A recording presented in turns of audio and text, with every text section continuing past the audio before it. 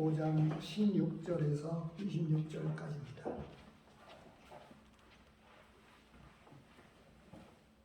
갈라디아서 5장 16절에서 26절까지입니다.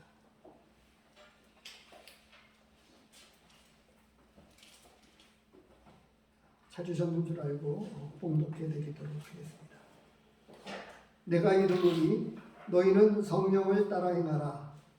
그리하면 육체의 욕심을 이루지 아니하리라. 육체의 소욕은 성령을 거스리고 성령은 육체를 거스리나니 이 둘이 서로 대적함으로 너희가 원하는 것을 하지 못하게 하려 함이니라. 너희가 만일 성령의 인도하시는 바가 되면 율법 아래에 있지 아니하리라. 육체의 일은 분명하니 곧 음행과 더러운 것과 호색과 우상 숭배와 주술과 원수 맺는 것과 분쟁과 시기와 분냄과 당짓는 것과 분열함과 이단과 투기와 술 취함과 방탕함과 또 그와 같은 것들이라.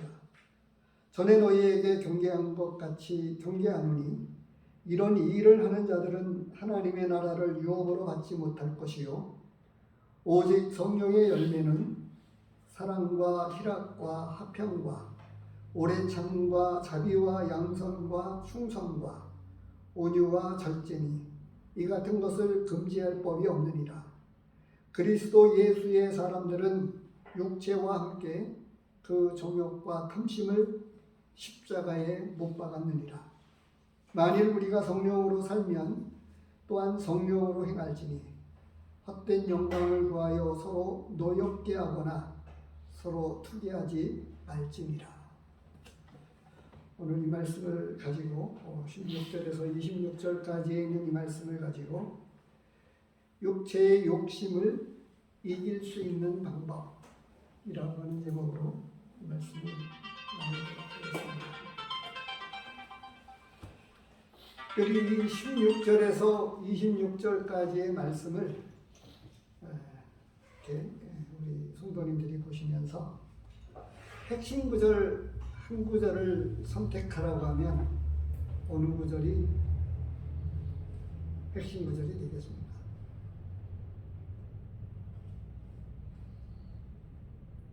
(24절을) 예, 24절이요. 예, 또 다른 성도님들은 어떻게 보셨습니까?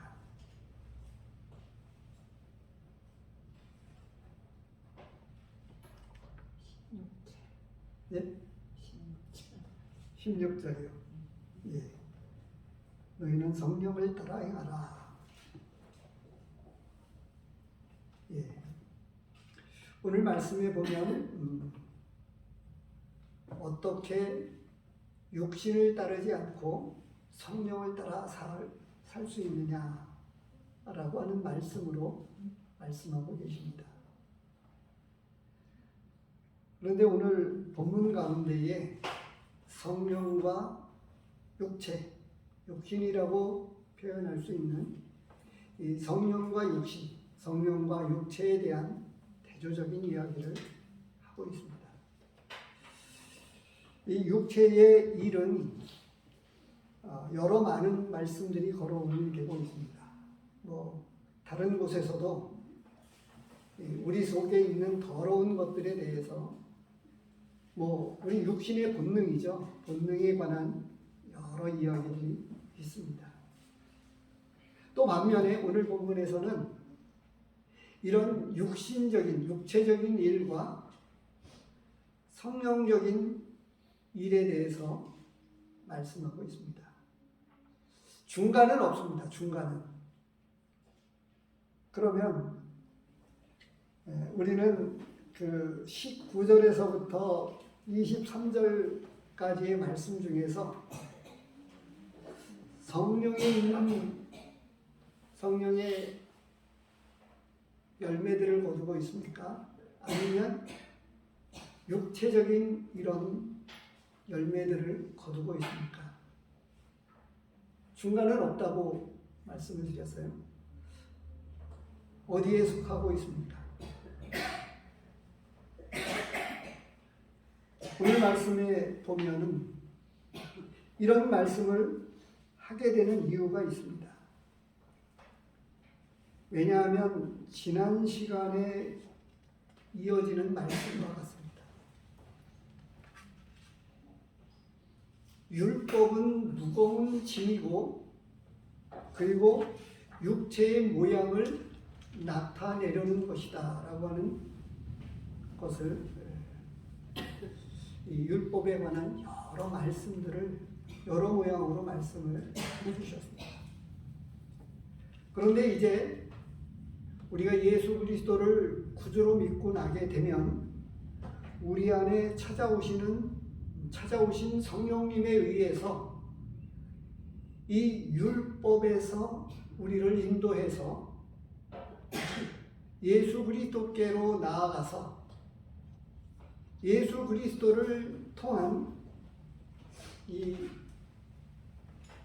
성령님을 통해서 성령님의 인도함을 받고 성령의 역사들이 믿는 성도들에게 일어난다고 하는 것을 말씀해 주시면서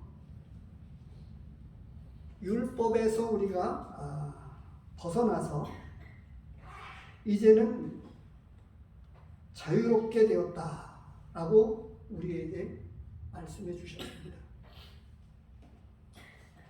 율법의 무거운 짐을 벗어던지고 도저히 이룰 수 없는 노력해도 또 어떤 고행을 할지라도 도저히 완성할 수 없는 그 무거운 짐을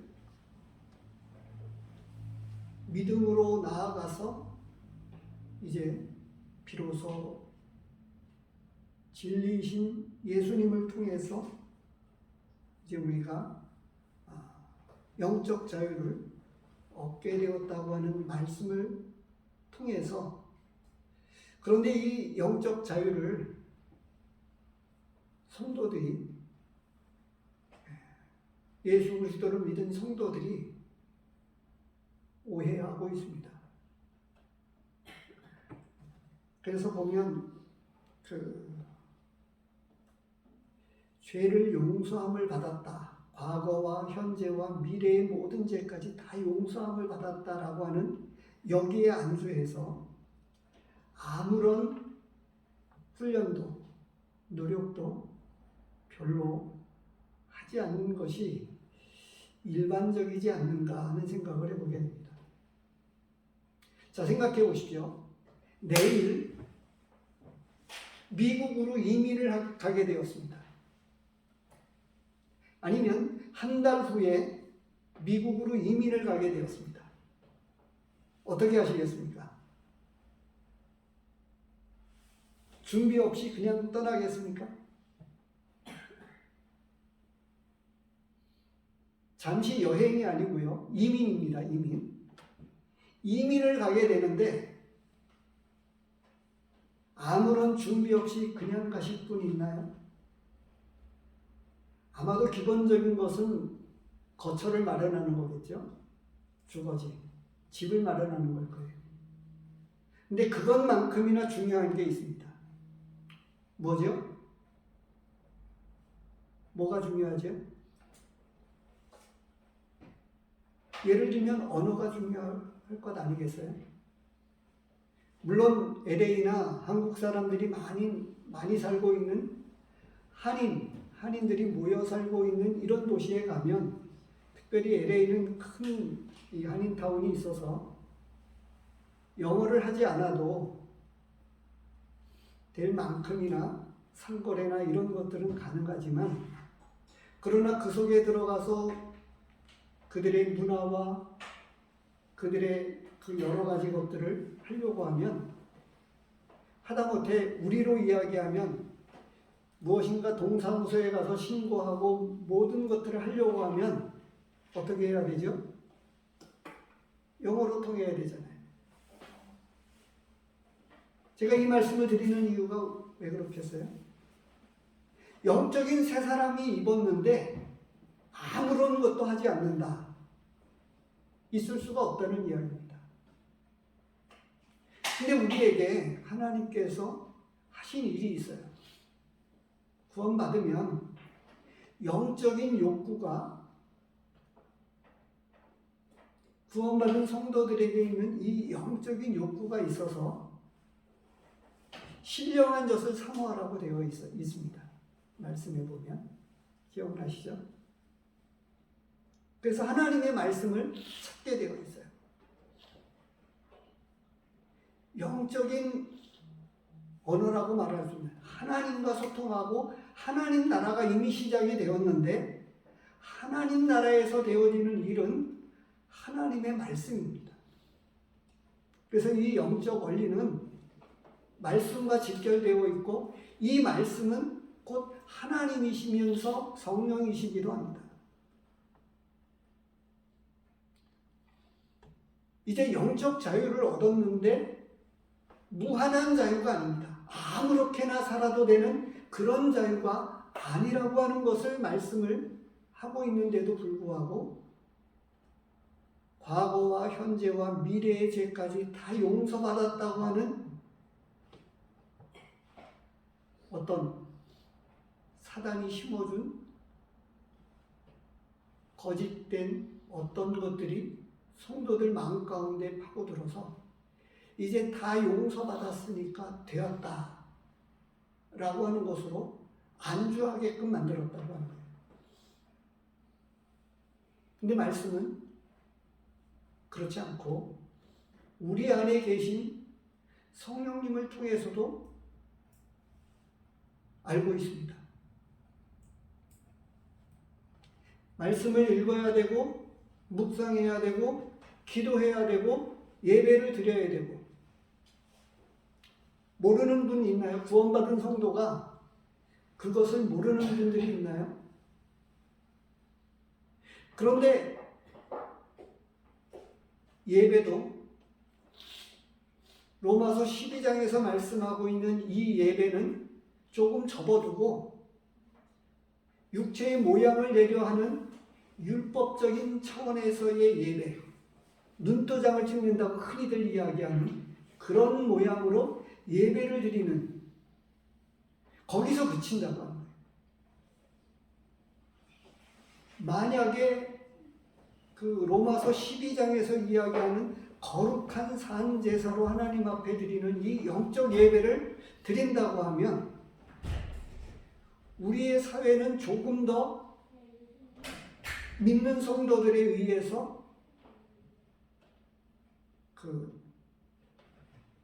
거룩해지고 선한 영향력을 통해서 영국의 18세기에 일어났던 영적 큰 부흥이 일어났을 때에 극장이 문을 닫고 술집이 문을 닫고 이런 일들까지는 안 일어날지라도 적어도 그런 일들은 선한 영향력을 끼쳐서 믿는 성도들이 살고 있는 그 주변에는 조금 더 달라질 거라고 하는 것입니다.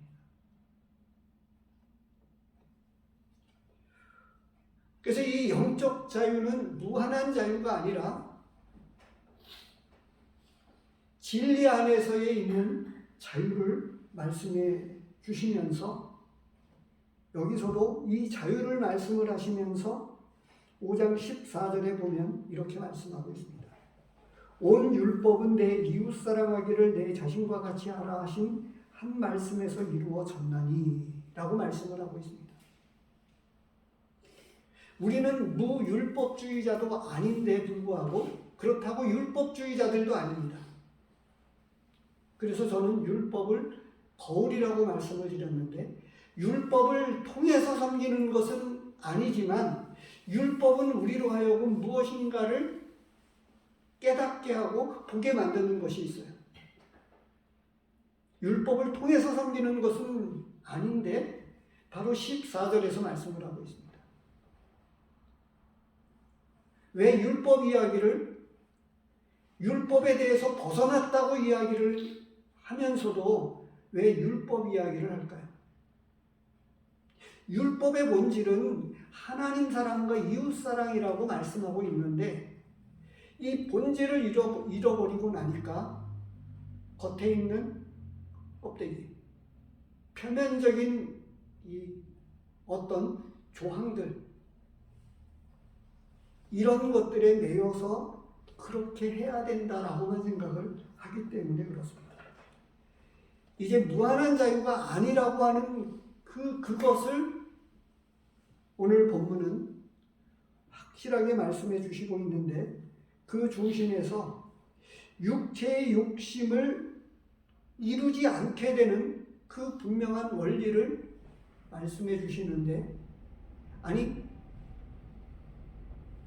그 영적 본성이라고 할까요? 이 영적 원리는 성령에 의해서다라고 하는 것을 말씀해 주시고 있습니다. 그래서 그 각각의 조금씩 다르면서 같은 걸 말씀을 하고 있는데, 우선 그 어떻게 하면 육체적 이런 욕심을 이루지 못하고 육체의 욕심을 이겨낼 수 있느냐라고 하는 차원을 세 가지로 말씀하고 있습니다. 16절에서 성령을 따라 행할 때 이렇게 말씀을 하고 있어요. 16절에서 그렇게 말씀하고 있고요. 또 18절에서 성령의 인도를 받을 때 이렇게 말씀을 하시고요. 그리고 25절에서 성령으로 살 때 이렇게 말씀을 하고 있습니다. 조금씩 다르기도 하고 그러면서도 같기도 하고, 같으면서 다르고 다르면서 같기도 합니다. 첫 번째로 이 말씀하고 있는 내가 이루노니 너희는 성령을 따라 행하라. 그리하면 육체의 욕심을 이루지 아니한다. 이렇게 말씀을 하고 있어요. 우리에게는 육체적 본능이 있습니다. 이 육신이 가지고 있는 본능이 있어요. 배가 고프면, 아니 속이 비면 우리는 배가 고픕니다. 그래서 먹어야 삽니다. 또 피곤하면 쉬어야 되고 충분한 숙면을 취해야 우리의 피곤은 풀어집니다. 단순한 육체만 풀어지는 게 아니라요, 그 많은 정신적 그 의학자들이나 이런 분들이 이야기하게 될 때 육체적인 건 말고요, 영적인 것은 아니지만 정신적인 영역, 스트레스, 이런 것들이 잠자는 쉼을 통해서 뇌가 쉬면서 이 스트레스들이 씻겨 나간다고 그래요. 육체적 피로만이 아니고 그런 일들이, 잠을 자면서 그런 일들이 이루어지기 때문에 잠자는 것이 굉장히 중요하다고 하는 것을 이야기하고 있습니다. 육체적 본능이 우리 안에 있는데 구원받았지만 우리는 여전히 육신을 가지고 있습니다. 그런데 이 육신을 어떻게 이겨낼 수 있느냐라고 하는 이 첫 번째 원리를 성령을 따라 살면 된다라고 이렇게 말씀을 하고 있는 거예요. 성령을 따라 살면. 성령을 따라 행할 때 우리는 구원이 요한복음 3장에서도 말씀하고 있지만 물과 성령으로 나지 아니하면 이렇게 말씀을 하고 있고요. 로마서 8장에서도 보면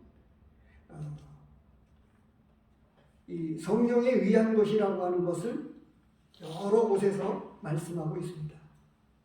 자, 우선은 그것을 말씀을 드리기 전에 성령을 따라 행하는 것이 뭐냐라고 하는 것들을 조금 구체적으로 말씀을 드리고 싶습니다.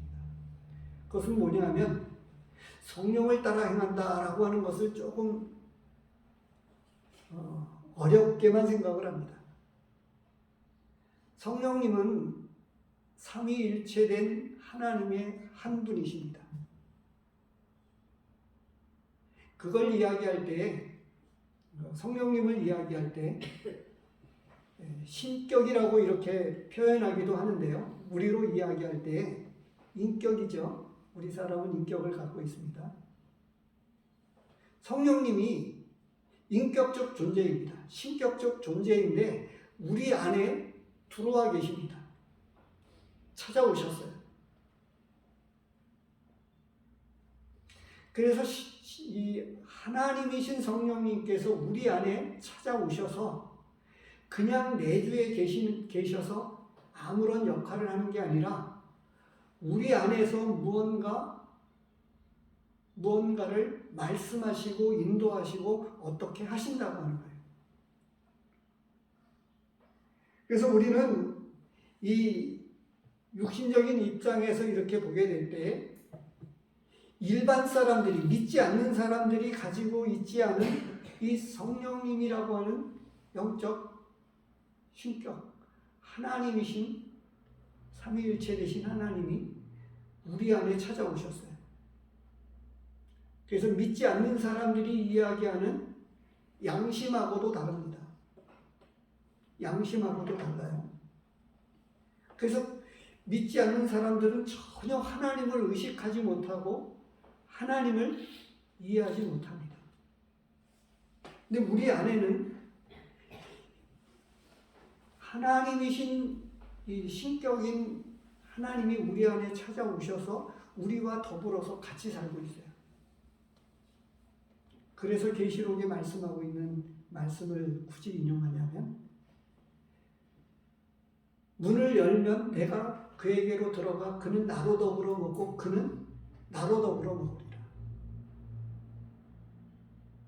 우리에게 말씀하셨어요.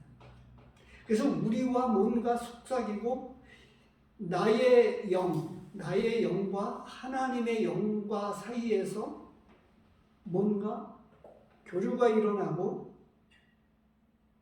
인격적인, 다시 말해서 선택이라고 하는 의지적인 결단도 거기에서 존재합니다. 먼저 말씀을 드렸던 귀신 들렸던 그 이야기 가운데에서도 보면 많은 사람들이 이 자신의 영이 흐려져서 귀신이 찾아오는 것을 내가 받아들일 때에 그것이 가능합니다. 여기서 잠시 부득이하게 이해를 돕기 위해서 이렇게 말씀을 드릴게요. 신내림에 관해서 이야기를 들어보셨죠? 근데 그것을 받기를 거절하면 고통스럽다고 하는 이야기를 들어보셨나요? 받아들이고 나면 그 고통이 씻은 듯이 없어진다고 이야기를 합니다. 무슨 이야기죠? 귀신도 나의 영이 쫓아내고 대항하고 이렇게 해서 거부하면 들어올 수 없다는 이야기입니다. 그래서 내 영적인 존재가 흐리고 만신창이가 되어서 아무런 기능도 제대로 할 수 없는 사람들에게 귀신이 많이 찾아오고요. 특별히 이제 병 걸린 사람들이 그렇겠죠. 많은 것들을 체념하니까요. 근데 극단적인 이런 표현을 썼습니다만 다시 말씀 앞으로 돌아와서 이 하나님이 우리 안에 찾아오셔서 우리에게 무엇인가를 말씀하고 있고 무엇인가를 우리에게 요구하는데 내가 선택하지 않는다고 하는 거예요. 그래서 우리는 매 순간마다 선택입니다. 오늘 저녁에도 이 집회에 어떠한 이유가 되었던 선택에 의해서 되어집니다.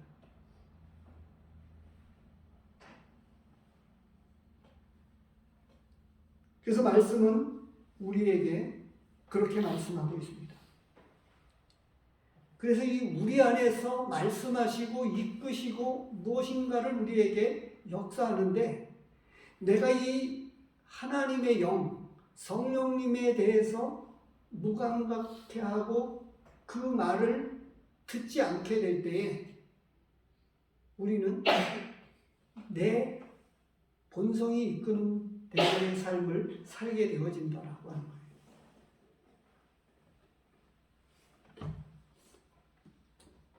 아마도 깜빡하는 수는 있습니다만 식사 때마다 기도하고 잠자기 전에 기도하고 선택하는 거 아니겠습니까?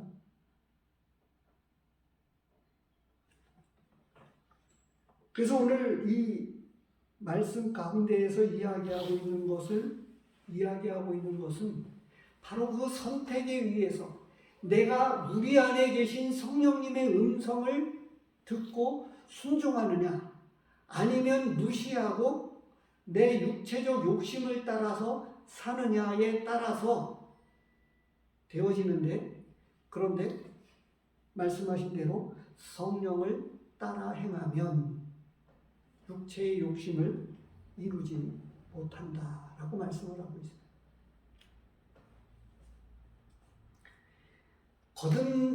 처음 거듭났었을 때 이 영적인 상황들을 보십시오. 대부분의 많은 경우는 무척 많이 기쁘고, 또 어떤 경우에는 보는 공기가 달라지고 뭔가 전혀 다르게 보였다고 하는 분들도 있습니다. 그때로부터 제가 그랬습니다. 저의 경우를 놓고 보면 주일날이 되건 수요일날이 되건 내 안에 계신 성령님께서 하나님 앞에 나아가도록 역사하셨습니다. 전에 말씀을 드렸던 대로 제가 지금 말씀을 드리는 요지는 그거예요. 내 안에 뭔가 흔들어서 가만히 있지 못하게 만들었어요. 말씀을 듣게 만들고 예배를 드리게 하고 수요 집회에 참석하도록 내 안에 계신 성령님이 근심하시기도 하고 촉구하시고 아주 강력하게 나를 흔드셨어요. 근데 저는 소심하고 낯가림도 많이 하고 부끄러움도 많이 타서 전에 말씀을 드렸던 대로 조금 시간이라도 늦으면 용기가 나지 못해서 눈앞에까지 왔다가 되돌아갔던 예도 말씀을 드렸잖아요. 그런데 늦더라도 끊임없이 제 안에서 촉구하시니까 안 갈 수가 없는 거예요. 원래는 그런 사람이 아닙니다. 그런데 제 안에 저를 흔드신다고 하는 거예요. 근데 제게만 그렇겠습니까? 성령님이 구원받은 성도들에게 내주하시면서 그런 역사들을 일으키신다고 하는 거예요. 말씀을 알지 못해도. 그래서 이 육체의 소욕은 본능적으로 이 영적인 일들을 거부하고 싫어하게끔 만듭니다. 근데 그보다 강력하게 구원받은 초기에는 성령님의 어떤 그런 소욕이 더 크게 역사해서 그것을 능히 이겨낼 수 있게 합니다. 이 육체의 욕심을 이겨낼 수 있는 힘의 능력이 성령님에게 있어요. 근데 항상 그렇지는 않습니다. 시간이 오래 지났는데 그렇지 않다고 하는 거예요. 이것을 굳이 말씀을 드리면 이런 것이라고 이야기할 수 있어요. 어떤 경우에는 그렇잖아요. 지금 한 예가 생각이 났는데 어떤 사람은 밥 한 끼를 잘 참기 힘든 경우가 있어요. 아주 배고프면 못 견디는 분들이 있습니다. 근데 저 같은 경우에는 잘 견딥니다. 근데 잘 견디는 이유가 있습니다. 왜냐하면 훈련이 되었기 때문에 그래요. 10년이 넘도록 위장병을 앓았습니다. 그래서 이 굶는 훈련이 아주 오래 지속되어져서, 근데 최근에 계속 끼니를 잘 때울 때에는 문제가 없는데 문득 그러다가 한 끼를 굶으면 많이 고파요. 근데 이전에 굶어갔던 훈련이 있기 때문에 그 고통 아주 정점을 지나서서 딱 넘어가면 배고픈 게 식어집니다. 그리고 물 한 컵을 마신다거나 그렇게 해서 한 고비를 넘기고 나면 가벼워집니다. 근데 못 참는 경우를 보았는데, 근데 제가 병원에 모시고 가보니까 금식해야 되는 경우가 있는 거예요. 근데 못 견뎌서 힘들어 했는데 병원에 가니까 견디더라고요. 이길 수 있는 어떤 요인들에 의해서 그걸 이겨내게끔 만든다고 하는 거예요. 무슨 이야기죠? 그보다 강력한 어떤 것들에 의해서 치료를 받아야 되고 진료를 받아야 되니까 금식해야 되니까 그런 것들을 넘기더라고요.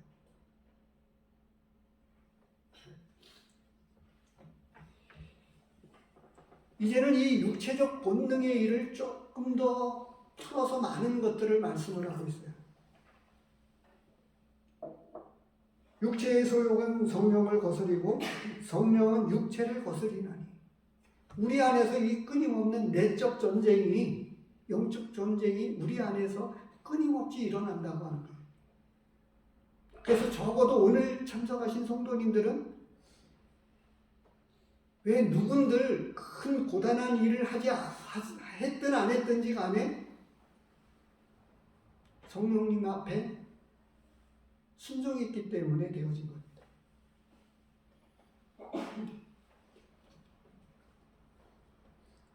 이제 이런 말씀을 조금 다른 곳에서 보면 로마서 8장 12절에서 13절을 제가 읽어드리면요. 그러므로 형제들아 우리가 빚진 자로 돼 육신에게 져서 육신대로 살 것이 아닙니다. 너희가 육신대로 살면 반드시 죽을 것이로되 영으로서 몸의 행실을 죽이면 살리니. 이렇게 말씀하고 있어요. 육신대로 져서 육신에게 져서 육신대로 살 것이 아니다라고 이렇게 말씀을 하고 있습니다. 그것을 이겨낼 수 있는 능력과 힘을 성령님은 우리에게 공급해 주셔서 이겨낼 수 있다고 말씀을 하고 있는 거예요. 그래서 이 영적 훈련이 얼마나 중요한지 모릅니다. 그래서 제가 그거를 알고는 구원받은 이 초기에 먼저 섬기던 서울에서 교회에서도 새신자반을 그 침례를 받고 난 분들을 모아서 그 말씀 시간을 같이 나누고 훈련의 시간들을 가졌었습니다.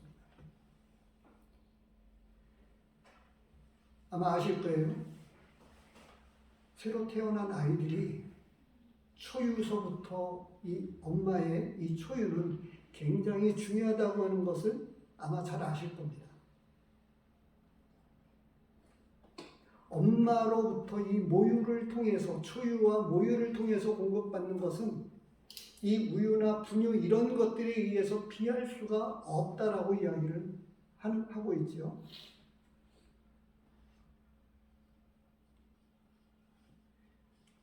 어렸을 때의 이 건강이 평생을 또 좌우하기도 합니다. 그보다 못한 다른 것들에 대한 속담이 우리에게 있지요. 3살 버릇 8까지 간다고요. 그런데 이 초기에 잘 먹으면, 그래서 그런 이야기가 나온 것 같아요. 젖 먹던 힘까지 나온 이야기가 어렸을 때에 초유와 모유를 통해서 건강하게 하면 기초적인 이 체력이, 거기에 기초 체력이 어렸을 때 이런 엄마의 모유를 통해서 잘 건강을 찾게 되면 평생에 건강하게 지낼 수 있다라고 하는 원리가 거기에서 나오지 않았는가 싶습니다. 그 이후에 두 번째로 우리에게 말씀하고 있는 성령을 따라 행할 때 육체의 욕심을 이루지 아니한다고 말씀을 하고 있고, 18절에서 너희가 만일 성령의 인도하시는 바가 되면, 이렇게 말씀을 하고 있습니다. 성령님이 인도하시는 바가 되면 율법 아래에 있지 아니하고 성령께서 우리를 날마다 인도한다고 하는 것을 말씀해 주고 있습니다. 조금 전에 제가 그 신격인 존재로 우리 안에 찾아오셨다고 말씀을 드렸는데, 성령님은 찾아오셔서 조금 그것을 풀어서 말씀을 하면, 성령님은 우리에게 그냥 아무렇게나 저기 하시는 게 아니고 말씀하시고 길을 안내하시고 깨닫게 하신다고 하는 거예요. 요한복음 14장 26절 말씀을 제가 읽어드리면 보혜사 곧 아버지께서 내 이름으로 보내신 성령 그가 너희에게 모든 것을 가르치고 내가 너희에게 말한 모든 것을 생각나게 하시리라 이렇게 말씀하고 있어요. 그래서 말씀을 읽지 않고 묵상하지 않으면 인도함을 받을 수가 없습니다. 막 구원받았을 때는 그래서 이 우리 안에 계신 성령님의 커다란 욕구는 아이가 태어나서 젖을 찾는 것과 동일하게 말씀을 무조건 찾게끔 되어 있어요. 근데 말씀을 안 읽으면 그리고 막 말씀을 묵상하지 않으면 인도를 받을 수가 없다고 하는 거예요. 제가 문득 때때로는 좋은 말씀들을 이렇게 찾기도 하는데 어떤 것과 이 연결되어지고 이 연결되어지는 많은 말씀들은 그것들을 제가 찾아서가 아니고 생각나게 해주시기 때문입니다. 약간의 뭐라 그럴까요? 지금은 어플을 통해서 성경 구절을 쉽게 단어만 생각하면 찾을 수가 있어서 도움이 되는데 그런데 그 단어조차도 생각나는 거는 말씀을 읽었기 때문이고 어떤 때에 적절한 때에 그 말씀을 생각나게 해주셔서 그리고 요한복음 14장에서 말씀하고 있는 것은 모든 것을 가르치신다고 말씀을 하셨어요. 그래서 말씀 앞에 가면 제가 말씀을 드리지 않아도 그것을 깨닫게 하신다고 하는 거예요. 친히 성령님께서 그 말씀을 풀어주시고 깨닫게 하신다고 하는 것을 말씀해 주고 있습니다. 그래서 말씀을 읽지 않으면 묵상하지 않으면 성령님의 인도를 결코 받을 수 없다고 하는 것을 분명하게 말씀드릴 수가 있습니다. 우리가 조금 마태복음을 보았던 한 구절 말씀을 제가 그냥 우리가 지난 시간에 다 나누었던 말씀들이라서 읽어드리면 마태복음 10장 19절에서 20절에서 이런 말씀을 말씀하고 있어요. 너희를 넘겨줄 때에 어떻게 또는 무엇을 말할까 염려하지 말라. 그때에 너희에게 할 말을 주시리니 말하는 이는 너희가 아니라 너희 속에서 말씀하시는 이 곧 너희 아버지의 성령이시니라. 이렇게 말씀하고 있어요. 임금에게 끌려가고 핍박받고 그렇게 될 때 할 말을 내가 생각하지 않아도 된다. 할 말을 넣어주시겠다. 이렇게 말씀을 하고 계시는 거예요. 제가 더 그렇습니다. 제가 이 경험하게 되어지는 체험들 가운데 또 한 가지는 이런 거예요. 제가 말씀을 전하면서도 준비하거나 생각하는 것이 전혀 아닌데 말씀을 보다가 문득 깨닫게 하셔서 그것을 저도 모르는 어떤 것들을 전하게 되는 경우가 있습니다.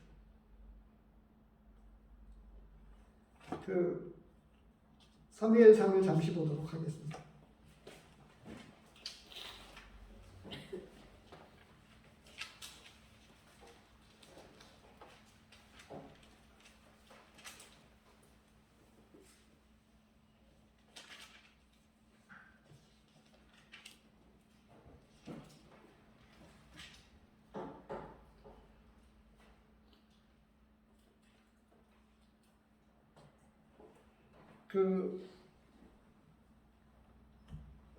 다윗이 이제 사울에게 죽일 뻔한 많은 위기를 겪으면서 이제 미갈이 다윗을 창을 달아서 피하게 해 주었죠. 그런데 보십시오. 사무엘상 19장 16절입니다.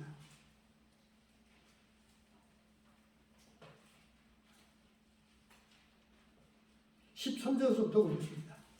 미갈이 우상을 가져다가 침상에 누이고 염소털로 엮은 것을 그 머리에 씌우고 의복으로 그것을 덮었더니 사울이 전령들을 보내어 다윗을 잡으려 하며 미갈이 이르되 그가 병들었느니라. 사울이 또 전령들을 보내어 다윗을 보라 하며 이르되 그를 침상째 내게로 들고 오라. 내가 그를 죽이리라. 전령들이 들어가 본즉 침상에는 우상이 있고 염소털로 엮은 것이 그 머리에 있었더라. 이런 과정 속에서 미갈은 지혜롭게 행하기도 했지만 또 다르게는 하나님의 영이 하나님께서 미갈을 통해서 다윗이 도피할 수 있도록 또 거짓말을 거짓을 아버지 사울에게 이야기했지만 이런 과정들 가운데에서 하나님께서 도와주셨다고 하는 거예요.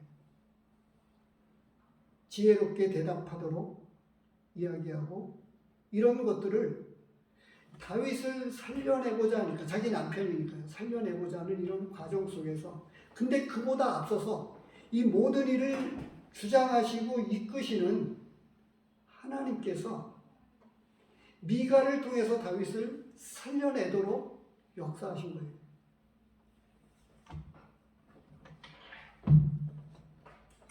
예레미야 31장 33절에 이렇게 기록이 되고 있습니다. 그러나 그날 후에 내가 이스라엘 집과 맺을 언약은 이러하니 곧 내가 나의 법을 그들의 속에 두며 그들의 마음에 기록하여 나는 그들의 하나님이 되고 그들은 내 백성이 될 것이라. 여호와의 말씀입니다.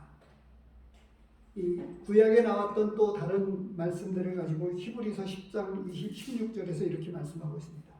또한 성령이 우리에게 증언하시되 주께서 이르시되 그날 후로는 그들과 맺을 언약이 이것이라 하시고 내 법을 그들의 마음에 두고 그들의 생각에 기록하리라 하신 후에. 무슨 이야기죠? 말씀을 먹는다고 하는 표현이 있는데요. 율법은 돌판에 새겼습니다. 근데 이미 구약에서도 예레미야 선지자를 통해서나 또 다른 선지자들을 통해서 하신 말씀이 뭐냐 하면 마음에 기록한다고 하는 거예요. 돌판에 기록하는 게 아니라 우리의 마음판에 하나님의 말씀을 새겨주신다고 말씀하고 있는 거예요.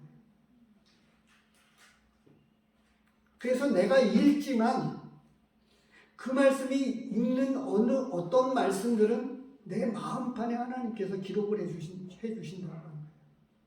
그래서 그 말씀과 더불어서 우리 안에서 그 말씀으로 나를 생각나게 하시고 깨닫게 하시고 그 말씀이 나를 이끌어 가신다고 하는 거예요.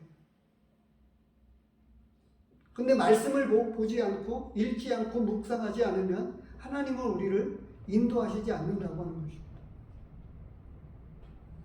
그래서 처음에 말씀을 드렸던 대로 이민을 가야 되는데 새 사람이 되었는데 아이들이 말을 안 배운다.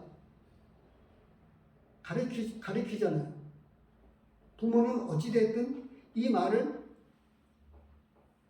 아이에게 엄마, 아빠 이런 거를 가르치면서 자꾸 들으면서 아이는 그걸 따라하면서 언어를 배우게 되듯이 영적으로 태어난 구원받은 성도가 영적인 어떤 것들을 끊임없이 배워가는데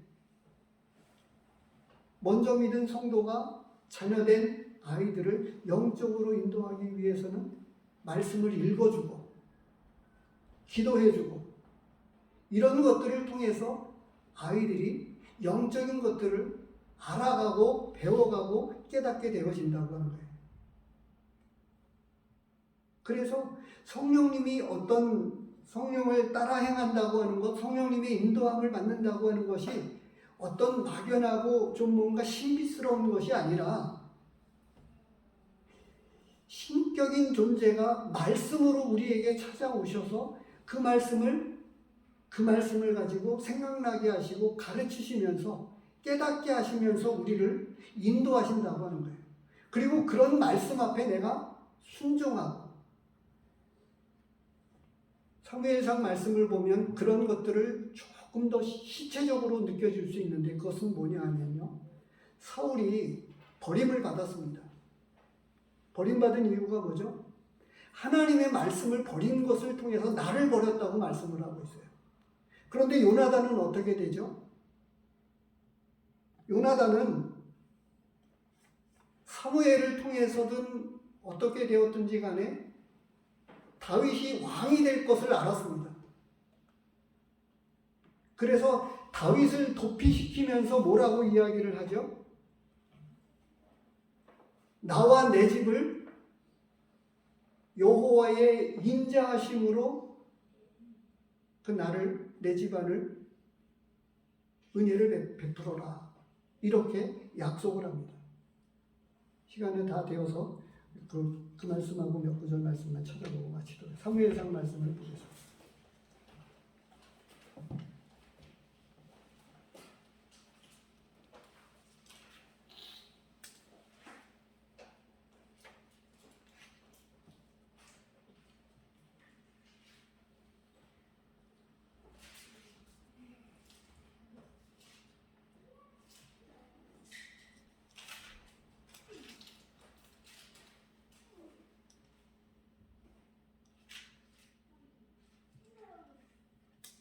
우선 20장 42절 말씀을 보면 요나단이 다윗에게 이르되 평안히 가라. 우리 두 사람이 여호와의 이름으로 맹세하여 이르기를 여호와께서 영원히 나와 너 사이에 계시고 내 자손과 내 자손 사이에 계시리라 하였느니라 하니 라고 이렇게 말씀을 하고 있고,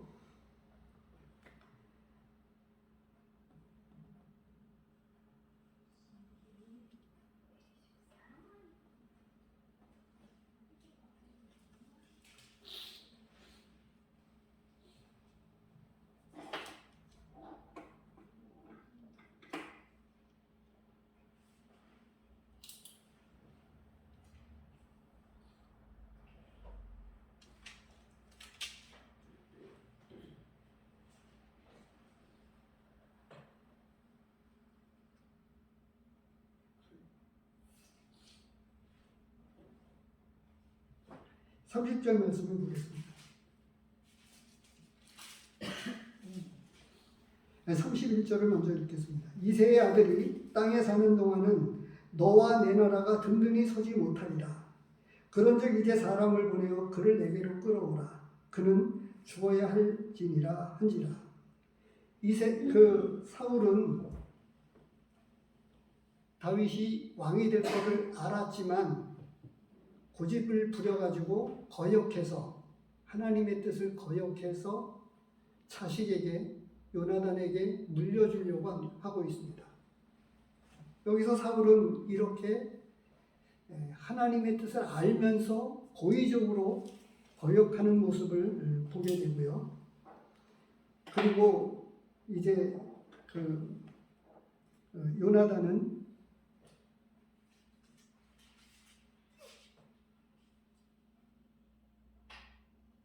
그 14절입니다. 요나단이 다윗에게 부탁을 합니다. 너는 내가 사는 날 동안에 여호와의 인자하심을 내게 베풀어서 나를 죽지 않게 할 뿐 아니라 여호와께서 너 다윗의 대적들을 지면에서 다 끊어버리신 때에도 너는 내 인자함을 내 집에서 영원히 끊어버리지 말라 하고. 무슨 이야기죠? 요나단은 다윗이 왕이 될 것을 알았기 때문에 그 말씀 앞에 하나님의 뜻 앞에 순종했습니다. 근데 사울은 그렇지 않았던 거죠. 성령님께서 역사하시는 게 동일합니다. 뭐 신비롭게 하거나 그런 게 아니고 그 말씀 앞에 하나님의 뜻 앞에 말씀 앞에 내가 순종하느냐 아니면 거역하고 고집을 부리느냐. 그래서 이런 차이로 달라지는 거예요. 그래서 사울은 아주 격하게 이 요나단을 꾸중하는 정도가 아니라 혼내면서 그러면서 욕을 합니다.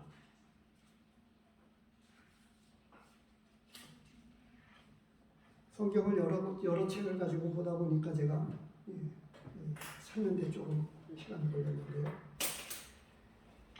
끝으로 세 번째로 우리에게 말씀하시는 게 성령으로 살 때라고 말씀을 하고 있습니다. 우리는 여러 곳곳에서 보면 이 성령을 따라 산다라고 하는 게 여러 곳에서 성령의 인도함을 받는다, 성령을 근심시키지 말라, 뭐 이런 여러 가지 말씀을 이야기하고 있는데, 이제는 우리는 죽었다고 하는 거예요. 아까 24절 말씀을 우리 서울빈 형제님이 말씀하신 대로 갈라디아에서 보면 그리스도 예수의 사람들은 육체와 함께 그 정욕과 탐심을 십자가에 못 박았다, 이렇게 말씀하고 있습니다. 또 다른 이 서신서 말씀에 보면 우리는 죽었기 때문에 죽은 자로 여겨야 된다라고 하는 것을 말씀하고 있는 것입니다. 그래서 위의 것을 찾으라고 말씀하고 있어요. 골로새서 3장 말씀을 3장 1절하고 몇 군데 말씀만 보고 마치도록 하겠습니다. 골로새서 3장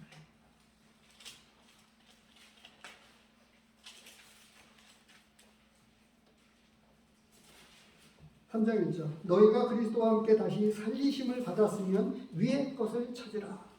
2절에 위의 것을 생각하고 땅의 것을 생각하지 말라. 이는 너희가 죽었고, 3절에 이렇게 말씀하고 있죠.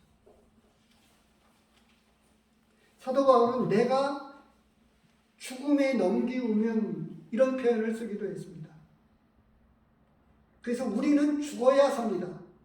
이미 죽었지만 자꾸 나를 죽음에 넘겨야 부활의 생명이, 영적 생명이 우리 안에 찾아오신 성령님의 역사가, 생명의 역사가, 영적인 역사가 일어나게 됩니다. 그런데 우리는 이런 훈련을 받지 않았기 때문에 단순하게 이 영적 원리, 영원한 속죄만 생각을 하고 이 영적 원리, 영으로 살고 말씀 성령님을 따라 살고 인도함을 받고 성령님을 근심시키지 않고 이런 일들에 훈련되어지지 않으면 제대로 된 신앙생활을 할 수 없고 하나님께서 가르쳐 주시고 인도하시는 대로 우리가 살지 못한다고 하는 거예요. 다윗이 왜 그렇게 다른 사람이 되었을까요? 하나님의 뜻을 알고도 권력에 취하니까, 교만하게 되니까. 전에 말씀을 봤죠. 나로 사람들 앞에, 백성들 앞에 자신의 자존심을 좀 세워달라고 이야기를 하고 어느 틈엔가 하나님을 잊어버렸습니다. 사무엘에게 당신의 하나님, 이런 표현을 써가면서. 그랬기 때문에 하나님께서는 이미 그런 것을 다 내다보시고 말씀을 버린 하나를 보면 열을 안다고 말씀을 버렸기 때문에 이미 내가 너를 버렸다라고 말씀을 하셨습니다.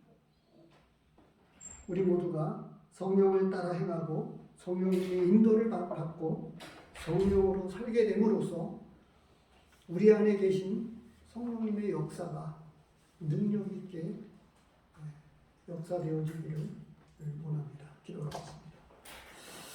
하나님 아버지, 정말 저희는 약합니다. 연약합니다.